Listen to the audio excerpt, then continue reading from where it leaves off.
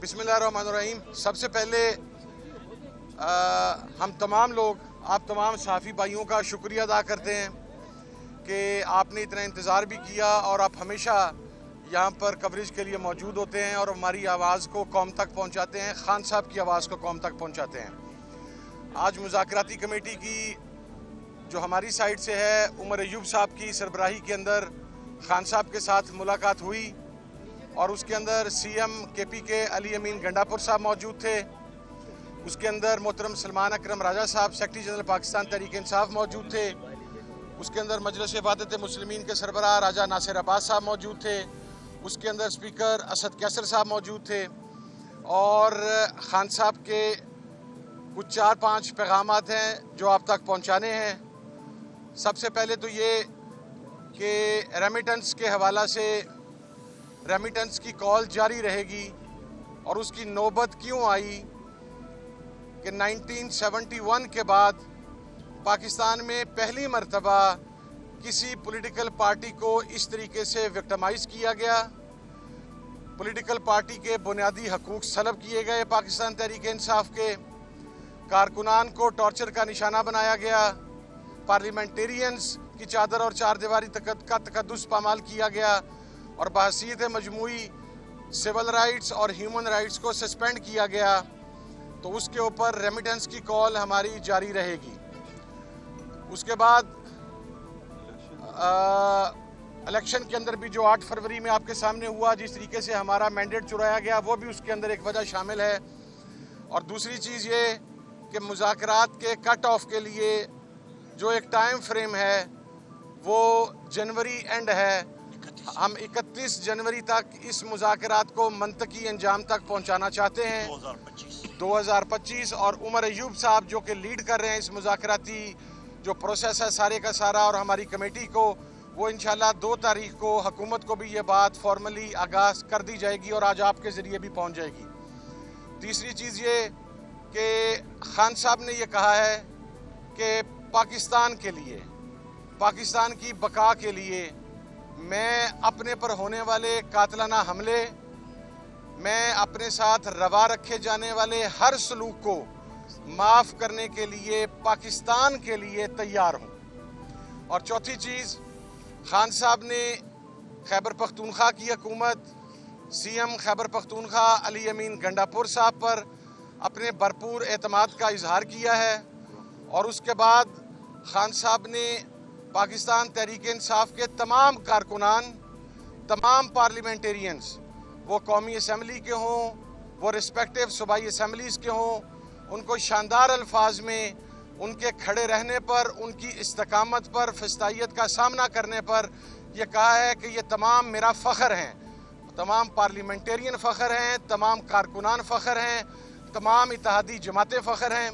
और ख़ान साहब ने कुरम के मामले के ऊपर CM KP के अली अमीन गंडापुर साहब और राजा नासिर अब्बास साहब से ख़ुसूसी गुफ्तगू की। उसके अंदर स्पीकर साहब ने, उमर अयूब साहब ने, सलमान अकरम राजा साहब ने अपना फ़ीडबैक दिया और ख़ान साहब ने इस बात पर ज़ोर दिया कि जल्द से जल्द इस मसले को हल करना है और इसके हल की तरफ जाना है।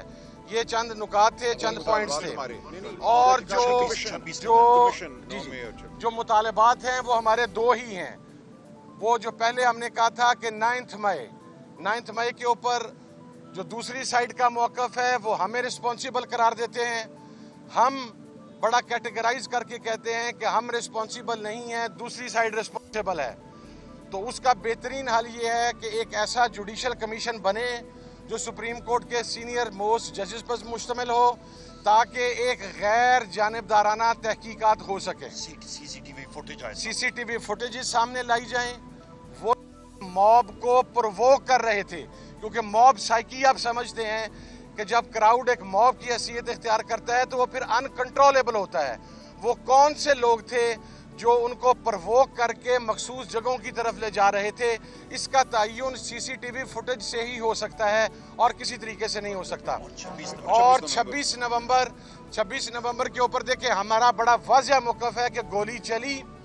आज की तारीख तक जो हमारे पास एग्जैक्ट डेटा है, हमारे 13 कारकुनान शहीद हैं, हमारे 64 बुलेट इंजरीज़ हैं اور ہمارے مسنگ کارکنز جو ہیں ان کی تعداد 150 سے 200 کے درمیان ہے. اس کے اوپر ہمارا موقف بہت کلیئر ہے کہ یہ پاکستان کی عوام پر حملہ تھا, پاکستان کی جمہوریت پر حملہ تھا, اور اس حملے کے جو ذمہ داران ہیں جنہوں نے یہ آرڈر دیا گولی چلانے کا وہ اس کے رسپانسیبل ہیں. اس لیے ہم 26 کے اوپر بھی جوڈیشل کمیشن ڈیمانڈ کر رہے ہیں, 26 نومبر کے اوپر. اور اس کے ساتھ ساتھ جو دوسرا مطالبہ تھا میرا وہ تمام جو سیاسی اسیران ہیں ان کی رہائی کا تھا, جو 9 مئی سے پہلے, 9 مئی کے بعد, 26 نومبر کے کیسز میں, مختلف جلسے جلوسوں کے, مختلف کارنر میٹنگز میں, نچلے لیول سے لے کے اوپر والے لیول تک, جو مختلف جیلوں میں ہیں جن کا ٹرائل کمپلیٹ نہیں ہو رہا, جس کے اندر پروسیکیوشن کی طرف نہیں جا رہی, ان کے راستے میں روڑے اٹکائے جا رہے ہیں, ان کی رہائی ہمارے ایجنڈے کا حصہ ہے. اور آخری بات, عمران خان صاحب کی رہائی. عمران خان صاحب کی رہائی کسی ڈیل کے ذریعے نہیں ہوگی, کوئی پیپر سائن کر کے نہیں ہوگا, جس طرح کچھ لوگ رات کی تاریکی میں پیپر سائن کر کے اس ملک سے باہر چلے گئے سزا یافتہ ہونے کے باوجود.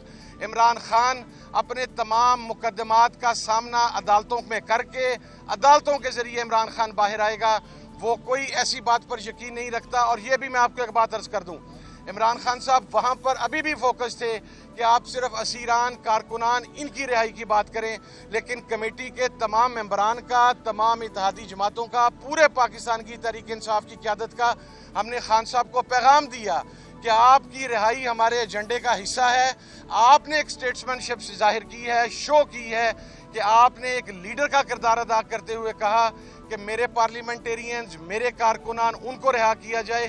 لیکن آپ کے پارلیمنٹیرینز, آپ کے کارکنان, آپ کی جماعت, آپ کے اتحادیوں کا اولین مطالبہ یہ ہے کہ آئینی, قانونی, عدالتی طریقے سے عمران خان صاحب رہا ہوں.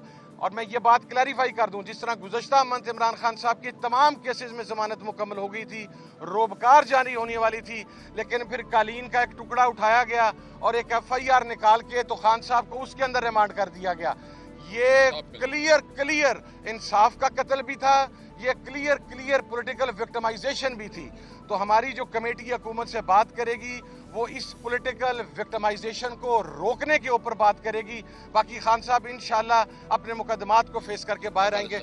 اور افغانستان پر جو حملہ ہوا اس کے اوپر خان صاحب کا موقف بالکل کلیئر ہے. نمبر 1, ہم کسی پرائی جنگ کا حصہ نہیں بن سکتے.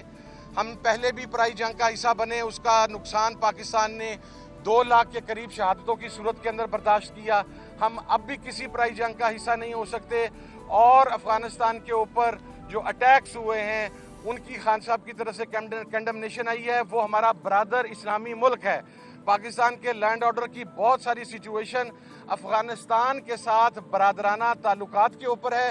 تو خان صاحب نے افغانستان کے ساتھ معاملات کو بات چیت کے ذریعے حل پر زور دیا ہے. یہ تمام چیزیں تھیں جو آج وہاں پر ڈسکس ہوئی ہیں.